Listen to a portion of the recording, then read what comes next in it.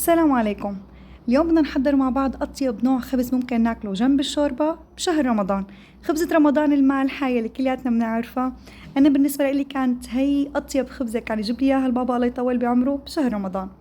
خبزة سهلة وطرية، طريقة تحضيرها كتير بسيطة. رح يلزمني معلقتين من الخميرة الفورية، معلقة من السكر، نص معلقة من الملح، كاسة ونص من المي الدافية. كمان رح ضيف عليهم ربع كوب من الزيت النباتي، وبدي اتركهم يرتاحوا 10 دقايق لتتفاعل عندي الخميرة.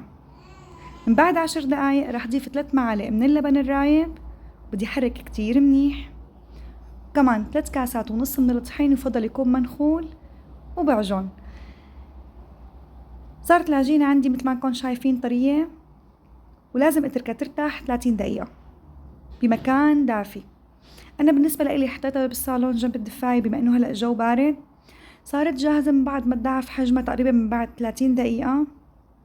بدي لم العجينة وأقسمها، يعني بحاول إنه يكونوا نصفين متساويين، وبدي شكلها بشكل دائري. وهلأ بقى بعمل الأشكال اللي أنا بحبها. هاي الخبزة اللي معها ذكريات كتير حلوة، طعمتها كتير طيبة، وكانت دائما تذكرني بأهلي، وريحتها بتعبي البيت حنية. هلا بدي اخلط بيضة مع شوية نسكافيه لحتى ادهن فيهم الوش. عم قلكن ريحتها بتعبي البيت حنية لانه رح ضيف عليها رشة من الاوريجانو وسمسم، وكمان حبة البركة. يعني عن جد من اطيب الخبزات يلي ممكن ناكلها جنب الشوربة، فعلا بتشهي.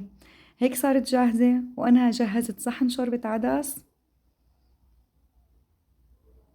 لحتى اكل معه هي الخبزة اللذيذة. تابعوا الوصفات وتابعوني لحتى دائما نحضر مع بعض اطيب الوصفات الرمضانية.